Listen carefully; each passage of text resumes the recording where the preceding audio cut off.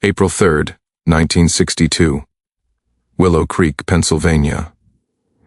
When construction workers broke ground on what was supposed to become Willow Creek Elementary School's new gymnasium, their excavator hit something that wasn't on any city planning map. Foreman Dutch Morrison signaled for the machinery to stop. What protruded from the dark earth wasn't a water main or forgotten foundation stone. It was a child's wooden toy box, remarkably preserved by the clay-heavy soil. Inside, tucked beneath a rotting wool blanket, lay the skeletal remains of a young girl. She couldn't have been more than 7 years old. Cradled in her arms, positioned with deliberate care, were the bones of 3 rabbits. Within 48 hours, investigators would unearth 5 more bodies. All children, all arranged identically, all buried with their pets. But the truth was far more terrifying than anyone could have imagined. Before we uncover the truth about the rabbit hutch bodies, children found buried with their bunnies, in what became one of Pennsylvania's most disturbing family Annihilator cases, make sure to subscribe to the Silent Abbey and ring that notification bell. We love hearing from our community of mystery seekers, so drop a comment telling us where you're watching from. Now let's descend into one of America's most carefully concealed tragedies. The spring of 1962 marked a peculiar moment in American history. The nation stood balanced between the optimism of the Kennedy presidency and the creeping dread of Cold War paranoia. Children practiced duck-and-cover drills in classrooms while their parents built backyard bomb shelters. In small-town Pennsylvania, this anxiety manifested in strange ways. Willow Creek was the kind of place where everyone knew everyone else's business, or thought they did. Population 3,847, 3 churches, 2 bars, 1 main street. The kind of town where families had lived for generations, where your grandfather's reputation still colored how people saw you, where secrets festered in the narrow spaces between propriety and truth. The Haverford family had deep roots in Willow Creek. Thomas Haverford's great-grandfather had operated the town's first general store. By 1947, Thomas ran Haverford Hardware on Main Street, a modest but steady business that had survived the Depression. To his neighbors, he embodied post-war American success. War veteran, small business owner, devoted family man. His wife, Catherine, was the daughter of the local Methodist minister. She taught Sunday school and organized the annual church bake sale. Neighbors would later describe her as quiet and dutiful, words that in 1950s small-town America meant she knew her place and didn't cause trouble. Between 1948 and 1956, Catherine gave birth to 6 children: Margaret, Thomas Jr., Elizabeth, Samuel, Rebecca, and finally, little Dorothy. The Haverford children were fixtures at community events. They sang in the church choir. They sold lemonade on hot summer afternoons. Margaret, the eldest, helped her mother with the younger ones, already being groomed for the domestic life that awaited her. But something was wrong in the Haverford house on Sycamore Lane. Neighbors would later recall small inconsistencies that nagged at them but never quite cohered into clear alarm. The children were always exceptionally well-behaved. Too well-behaved, some thought. They never ran wild through yards like other kids. They never spoke unless spoken to. At the annual 4th of July picnic in 1955, 9-year-old Margaret refused ice cream 3 times before her father nodded permission. The detail stuck with Helen Peterson, who ran the church women's auxiliary, though she couldn't say exactly why it bothered her. They were like little soldiers, Helen would tell investigators years later. Perfect posture, perfect manners. But their eyes looked tired, old, like they'd seen things children shouldn't see. The Haverfords kept rabbits, dozens of them, in HUTCH's Thomas had built behind the house. He claimed he was breeding them for meat, a practical Depression-era habit that some families maintained. Each child had been assigned responsibility for specific rabbits. It taught them discipline, Thomas told the Presbyterian pastor over coffee one morning. It taught them about life and death and the natural order of things. In the winter of 1957, something shifted. The first incident that should have raised red flags occurred on January 14, 1957. 10-year-old Margaret Haverford appeared at school with severe bruising on her arms. When her teacher, Miss Eleanor Pritchard, gently questioned her, Margaret recited an explanation that sounded rehearsed. She'd fallen down the basement stairs while helping her mother with laundry. Miss Pritchard noted the injuries in her daily log, but took no further action. In 1957, the line between discipline and abuse was drawn in vastly different places than today. Corporal punishment was not just accepted but expected. Spare the rod, spoil the child wasn't merely a saying, it was operational philosophy. But Miss Pritchard's private journal, discovered decades later during an estate sale, revealed her doubts. Margaret's story doesn't sit right. The bruises are too uniform, too deliberate. Like someone grabbed her and held on hard enough to leave fingerprints. But what can I do? Thomas Haverford is a respected man. His father-in-law is the Methodist minister. Who would believe me? The second incident came 6 weeks later. On February 28, 1957, Thomas Haverford Jr. called Tommy to distinguish him from his father, ran away. The 8-year-old boy was found 12 hours later, hiding in the hayloft of the Hutchison farm 3 miles outside town. When Sheriff Douglas Crane returned him to his parents, Tommy was silent and trembling. He wouldn't explain why he'd run. Thomas Sr. apologized profusely for the trouble, explained that the boy had been having nightmares, probably from the science fiction programs on television. You know how kids are these days, Thomas told the sheriff, clapping his son on the shoulder hard enough to make the boy flinch. Too much imagination. Sheriff Crane accepted this explanation. After all, Thomas Haverford had served in the Pacific Theater. He'd earned a Bronze Star. Men like that didn't have problems at home. They knew about discipline and order. But Mary Hutchison, who discovered Tommy in her hayloft, told her husband something different. That boy was terrified, she said. Not scared like kids get from a bad dream, terrified like something was hunting him. The third incident occurred during the summer of 1957. Dr. Robert Aldridge, the town's only physician, treated 6-year-old Samuel Haverford for a broken arm on July 22nd. Thomas explained that Samuel had fallen from a tree. Dr. Aldridge set the bone, provided care instructions, and sent them home, but his medical notes included an observation he never voiced aloud. Break pattern inconsistent with fall. Bone fractured in manner suggesting twisting force. Child uncommunicative. Mother never made eye contact during entire visit. Dr. Aldridge was troubled enough to mention his concerns to his wife over dinner. She reminded him of his position. In a town of fewer than 4,000 souls, accusations against prominent families could destroy a medical practice. They had 3 children of their own to think about. The 4th incident should have been the final warning. On November 3, 1957, the Haverfords' neighbors, the Wentworths, hosted a Sunday dinner. Catherine Haverford attended with all 6 children while Thomas remained at the hardware store for inventory.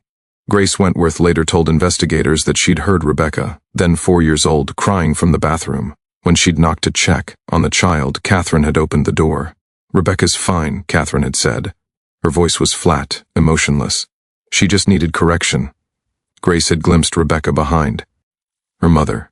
The child's dress was pushed up, and angry red welts crossed the backs of her thighs. "Catherine," Grace had said carefully. "That looks painful. Maybe she needs to learn," Catherine had interrupted. "Thomas says they all need to learn." Grace Wentworth told her husband about the incident that night. Richard Wentworth was a practical man, a foreman at the lumber mill. He'd known Thomas Haverford since childhood. "Catherine's always been strange," Richard said. "But Thomas knows what he's doing. It's not our business how a man runs his household." This was the prevailing attitude of the era. The home was a man's castle. What happened behind closed doors stayed behind closed doors. The nuclear family was sacred, and anyone who questioned a father's authority questioned the very foundation of American society. In December 1957, all 6 Haverford children stopped attending school. Thomas explained to the principal that he and Catherine had decided to homeschool. It was becoming more common among certain religious communities. The principal, Mr. Vernon Hayes, noted the withdrawal in his records, but saw no cause for concern. The Haverfords were a good Christian family. Thomas was on the school board himself. No one from the school ever visited the Haverford home to verify the children's educational progress. No one checked to see if the children were even alive. For the next 4 years, the Haverford children simply disappeared from public life. They no longer sang in the church choir. They stopped appearing at community events. When neighbors occasionally glimpsed them in the backyard tending the rabbit hutches, the children moved like ghosts, silent, purposeful, never playing. It was like watching little adults, Frank Morrison, who lived 2 houses down, recalled. They'd carry feed to the rabbits, clean the hutches, work in the garden, never heard them laugh, never saw them smile, just work all day, every day. The rabbits multiplied. By 1960, Thomas had more than 50 hutches behind the house. The neighbors complained about the smell, but Thomas always had the proper permits. Everything was legal, everything was in order. In March 1961, Catherine's father, Reverend William Bishop, attempted to visit his grandchildren. Thomas met him at the door and turned him away. "The children are learning discipline," Thomas said. "When they're properly formed, you'll see them again." Reverend Bishop, then 73 years old, left troubled, but he said nothing publicly. To challenge his son-in-law would be to challenge his daughter's marriage, to air family matters before the congregation. He prayed. He waited. He did nothing. On October 8, 1961, the last documented sighting of the Haverford children occurred. Postal carrier Ernest Webb was delivering a package too large for the mailbox. He knocked on the door. Catherine answered, and behind her, Ernest glimpsed what he described as a line of children, standing perfectly still in the hallway, staring at nothing. "It gave me the cold sweats," Ernest told the county sheriff 2 years later. "They weren't moving, weren't making a sound, just standing there like dolls on a shelf." 2 weeks after Ernest Webb's visit, Thomas Haverford purchased a large quantity of lime from his own hardware store. The invoice, preserved in county records, showed 1 1,250-pound bags, then silence. If this story is giving you chills, hit that like button. Share this with someone who loves dark mysteries. What happened next would shock the entire nation. Let's discover the truth behind those silent children and their rabbit hutches. April 3, 1962 began as an ordinary spring morning. The Willow Creek School Board had finally secured funding for a new gymnasium. The old one, built in 1923, had been condemned the previous year. The site chosen for the new building was a plot of land at the edge of town that had been vacant for decades. According to county records, the land had once belonged to the Haverford family before being sold to the township in 1959 for $1. A charitable donation Thomas had made, he said, to benefit the children of Willow Creek. Dutch Morrison's construction crew arrived at 7 a.m. By 7:45, they'd positioned the excavator and begun preliminary digging. The soil was dense Pennsylvania clay, tough on equipment but good for foundations. At 8:17 a.m., the excavator's bucket hit something solid. "At first, I thought it was an old water pipe," Dutch Morrison told state investigators, "but when we cleared away the dirt, I saw wood. Good wood, too. Oak, by the look of it. Too nice for any pipe casing I'd ever seen." The crew worked carefully, brushing away soil with their hands. The wooden box measured roughly 3 feet by 2 feet. It had been sealed with tar along the seams, waterproofed, deliberately preserved. "I got a bad feeling right then," Dutch said. "I've dug up a lot of things in 40 years of construction. You develop a sense for when you're about to find something you don't want to find." Dutch ordered his men back and called Sheriff Douglas Crane at 8:45 a.m. Sheriff Crane arrived 18 minutes later. He was the same man who'd returned young Tommy Haverford home 5 years earlier, who'd accepted Thomas's explanations about nightmares and television. Now he stood over the wooden box and something in his gut twisted. "Open it," he said. What they found inside would haunt Dutch Morrison for the rest of his life. The child's body had been positioned with meticulous care.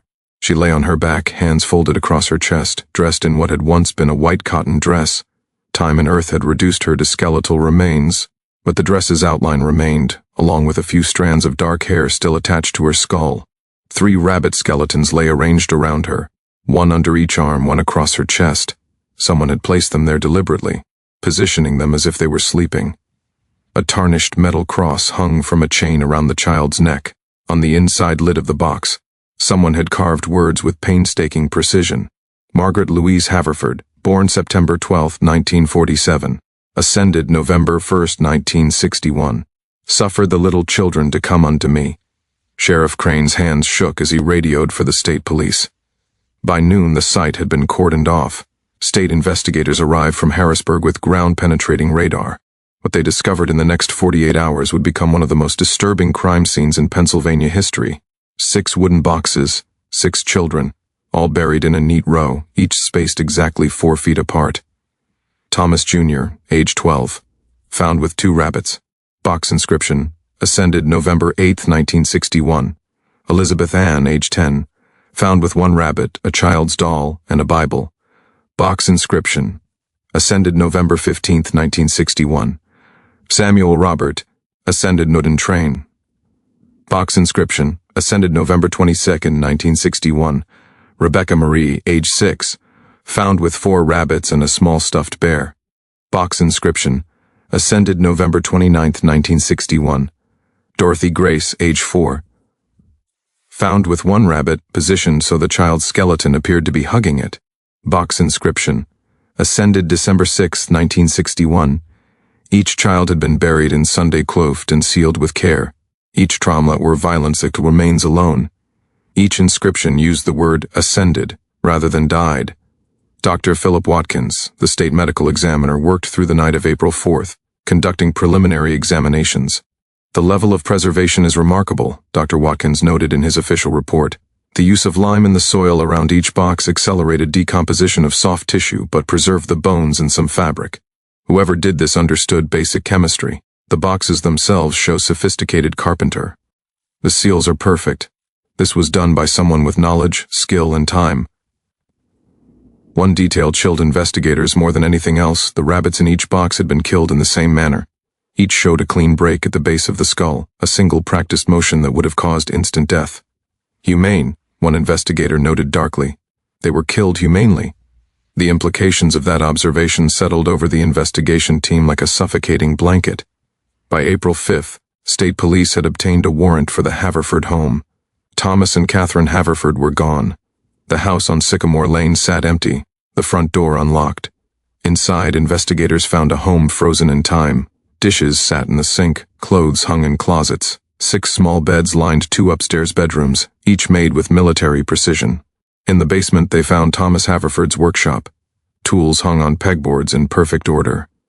A workbench held half-finished carpentry projects, and in the corner, 7 more wooden boxes, identical to those found at the burial site, stacked neatly and awaiting use. 7 boxes. 6 had been filled. The 7th remained empty. Behind the house, the rabbit hutches stood silent. All of them were empty. Every single rabbit was gone. On the kitchen table, investigators found a letter. The handwriting was precise, each line ruler straight, each word carefully formed. To whom it may concern, the children have been delivered from this world of sin and corruption. They are with God now, pure and unsullied. We have completed His work. We will join them soon. Their earthly bodies are buried with their innocent companions, so they will not be alone. Do not mourn them. Rejoice. They are free. Thomas Haverford. The date on the letter, December 13, 1961. 4 months earlier, the manhunt for Thomas and Catherine Haverford became one of the largest in Pennsylvania history. State police issued bulletins across all 48 states. The FBI became involved, as there was concern the couple had fled across state lines. Photographs of Thomas and Catherine appeared in newspapers from Boston to Los Angeles. Tips flooded in, hundreds of them, but none led to the fugitive parents. The investigation into the children's deaths proceeded with grim determination. Dr. Philip Watkins's autopsy reports, completed on April 12, 1962, provided few definitive answers. Without soft tissue, determining exact cause of death proved nearly impossible.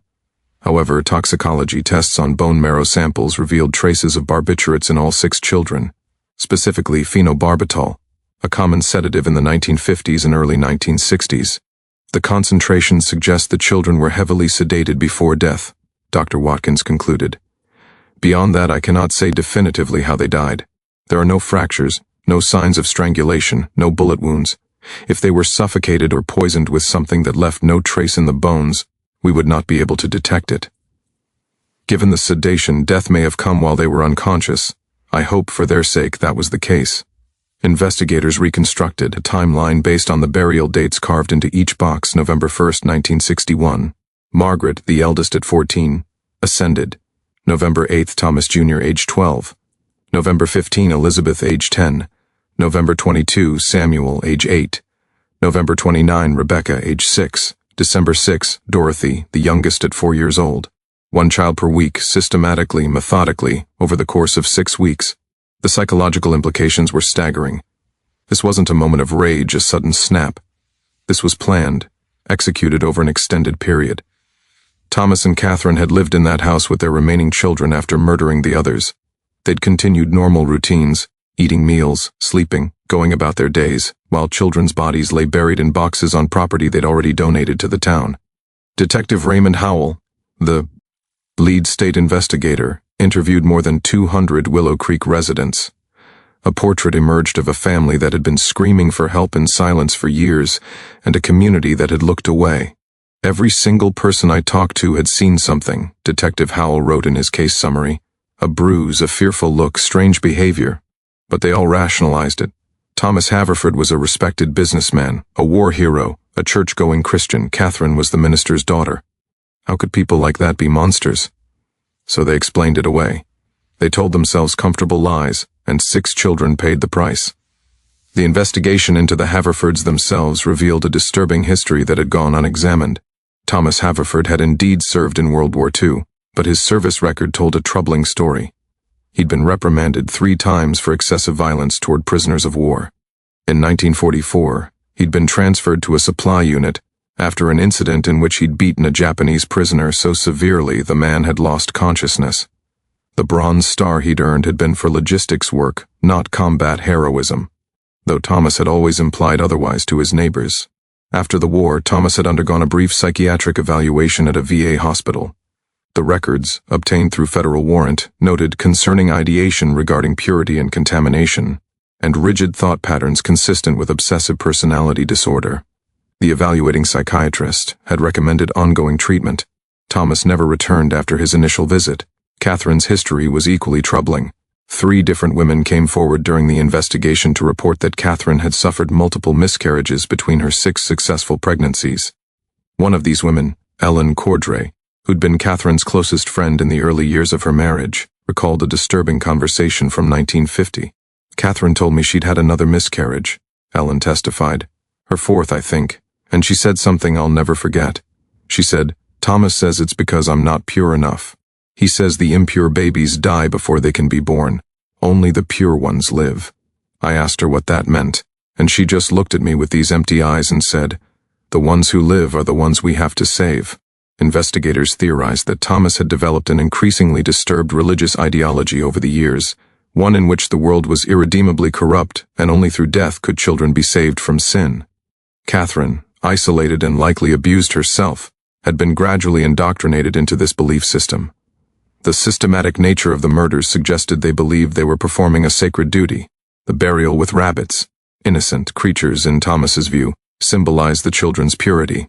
The careful preservation, the Sunday clothes, the inscriptions using ascended rather than died, all pointed to parents who believed they were delivering their children to salvation. In their minds, they weren't committing murder. Forensic psychiatrist Dr. Helena Werner, consulted on the case, explained. They were conducting religious ceremonies. Each child's death was a ritual of purification. The week between each murder allowed them time to prepare, both practically and psychologically. They likely spent those intervening days convincing themselves they were doing God's work. The question that haunted investigators was, why did it start when it did? The answer came from Catherine's father, Reverend William Bishop. In October 1961, Reverend Bishop revealed he'd told his daughter that he'd been diagnosed with terminal lung cancer. He had, at most, 6 months to live. Catherine had become distraught, telling her father that he was the only good thing in this corrupted world and that once he was gone, there would be no reason to wait anymore. Thomas had been waiting for permission. Investigators realized Catherine's belief that her father's impending death signaled the end times had been the trigger. With the last good man dying, the world's corruption was complete. It was time to save the children. On May 3, 1962, exactly 1 month after the discovery, a hiker in the Allegheny National Forest found the bodies of Thomas and Catherine Haverford. They'd driven their 1956 Ford sedan deep into the forest on an abandoned logging road. They'd eaten a final meal: sandwiches, fruit, coffee from a thermos. They'd written no additional letters.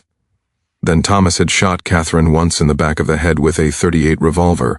He'd laid her body carefully in the back seat, arranging her hands across her chest. He'd placed a blanket over her. Then he'd sat in the driver's seat and turned the gun on himself. The car had sat undisturbed for weeks. Animals had found it before people did. On the dashboard, police found 6 photographs, one of each child, taken at various ages. Tucked into the sun visor was a 7th photograph, Catherine and Thomas on their wedding day, young and smiling, surrounded by church flowers, utterly ordinary. The case was closed. Officially, the deaths were ruled as 6 homicides and 2 suicides. Thomas Haverford was identified as the perpetrator. Catherine Haverford was listed as an accomplice, though her exact role in the murders could never be definitively determined. But closure for Willow Creek proved more difficult.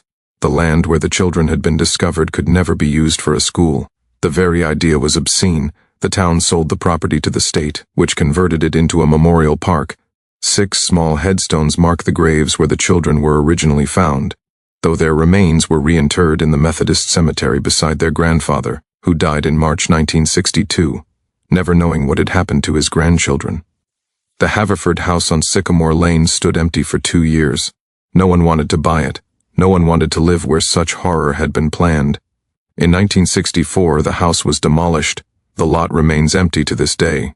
Just grass and weeds and the faint outline of a foundation.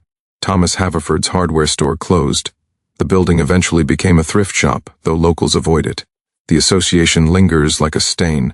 The community struggled with collective guilt. At a town meeting in June 1962, resident after resident stood to confess the warning signs they'd ignored, the suspicions they'd dismissed, the interventions they'd failed to make. "We all saw," one woman said, her voice breaking. "We all saw, and we did nothing." Sheriff Douglas Crane, who'd returned young Tommy home that night in 1957, resigned from his position in August 1962. He never spoke publicly about the case again. He died in 1979, and his family said he'd carried the guilt with him to his grave. Miss Eleanor Pritchard, Margaret's teacher who documented her concerns in her private journal, became an advocate for mandatory reporting of child abuse. She testified before the Pennsylvania State Legislature in 1963, holding up her journal as evidence of how easily authorities could dismiss concerns about prominent families. "We need to make it impossible for good people to look away," she said. "We need laws that compel us to act on our suspicions, even when, especially when, those suspicions involve people we think we know." The Rabbit Hutch murders, as they became known, occurred at a pivotal moment in America's evolving understanding of child abuse and family violence. In 1962, the concept of child abuse as we understand it today barely existed in public consciousness. The first medical paper identifying battered child syndrome had been published just 1 year earlier in 1961 by Dr. C. Henry Kempe. The idea that parents, particularly fathers from good families, could systematically harm their children contradicted fundamental American beliefs about family, privacy, and paternal authority. The Haverford case became a catalyst for change in Pennsylvania and beyond. In 1963, largely in response to the Willow Creek tragedy, Pennsylvania passed one of the nation's first mandatory reporting laws for suspected child abuse. The law required teachers, doctors, and other professionals who worked with children to report suspected abuse or neglect to authorities. Failure to report became a misdemeanor offense. By 1967, all 50 states had passed similar legislation. The case also sparked a broader cultural conversation about the sanctity of family privacy. For decades, the prevailing American belief had been that a man's home was his castle, that what happened within families was private, and that outside interference was inappropriate except in the most extreme circumstances. The Rabbit Hutch murders forced a reckoning with that belief. If 6 children could be systematically murdered over 6 weeks in a small town where everyone knew everyone, where neighbors had seen warning signs and professionals had documented concerns, then clearly the old model of family privacy had failed catastrophically. Dr. Helena Werner, the forensic psychiatrist who analyzed the case, wrote extensively about what she termed collective rationalization, the psychological process by which communities dismiss evidence that contradicts their beliefs about people they've accepted as upstanding citizens.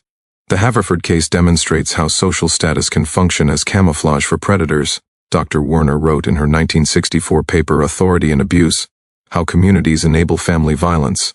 Thomas Haverford's reputation as a veteran businessman and church member created a cognitive dissonance when people observed troubling behavior. Rather than accept that someone of his standing could be abusive, they reinterpreted the evidence to fit their existing beliefs. The children paid for that collective delusion with their lives. The case also revealed the particular vulnerabilities created by homeschooling without oversight. In response, Pennsylvania implemented regulations requiring registration of homeschooling families and periodic verification of educational progress. These regulations were controversial, seen by some as necessary safeguards and by others as government overreach into family life, but perhaps most significantly, the Haverford case contributed to a growing awareness of family annihilators, individuals, almost always fathers, who murder their entire families and often themselves. Family annihilation, as a phenomenon, had received little systematic study before the 1960s. The Haverford case, with its detailed documentation of the lead-up, execution, and aftermath, became a subject of intense study for criminal psychologists and sociologists. What emerged was a profile family annihilators typically present as model citizens. They're often described as devoted fathers, hard workers, upstanding community members. They're controlling and perfectionistic, unable to tolerate perceived failure or loss of status. When they sense their carefully constructed world crumbling, whether through financial ruin, exposure of secrets, or other threats to their identity, they choose to destroy everything rather than allow their family to exist in what they see as a diminished or corrupted state. They kill out of a perverse sense of love, Dr. Werner explained. They believe they're protecting their families from something worse than death. Shame, poverty, corruption, sin. In their distorted thinking, murder becomes an act of mercy. The Haverford case fit this profile with chilling precision, with the added element of religious delusion that transformed murder into salvation. In the decades since, the case has been studied in criminal psychology courses, social work programs, and law enforcement training. It's cited in dozens of academic papers about family violence, child protection, and the intersection of mental illness and religion. The community of Willow Creek never fully recovered. The population declined steadily after 1962, as families moved away from the town now synonymous with horror. By 1980, the population had dropped to less than 2,000. Today, Willow Creek is effectively a ghost town, a few dozen elderly residents, boarded-up businesses on Main Street, and a memorial park where flowers still appear on the anniversary of the discovery. The Methodist church where Catherine taught Sunday school closed in 1975. The building still stands, but the windows are broken, and the steeple lists to one side. On its walls, someone has spray-painted, "We all saw, we all knew." That graffiti, though vandalism, speaks to the lasting guilt that haunted those who survived. In the immediate aftermath, several residents required psychiatric treatment for depression and anxiety. 2 suicides in the years following the case were attributed, at least partly, to survivors' guilt, the agonizing knowledge that intervention might have saved those children. The case also revealed uncomfortable truths about how society values certain lives over others. The Haverford children were white, from a prominent family, in a small town. Their disappearance from public life had been noticed, commented on, but ultimately accepted.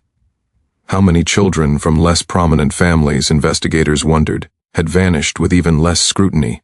This question prompted reviews of unsolved missing children cases across Pennsylvania. Several cold cases were reopened, while no other scenarios identical to the Haverford murders were discovered. The investigations did reveal patterns of neglect and abuse that had gone unaddressed, particularly in impoverished and marginalized communities. The HUTCH murders stand as a stark reminder that evil rarely announces itself obviously. It dresses in respectability. It smiles at church socials and volunteers for the school board. It hides behind social status and community goodwill. And it counts on good people being too polite, too uncertain, or too concerned with social harmony to ask difficult questions. Those 6 children, Margaret, Thomas, Elizabeth, Samuel, Rebecca, and Dorothy, deserved adults who were willing to be impolite, to be certain enough to act, to care more about their safety than about social harmony.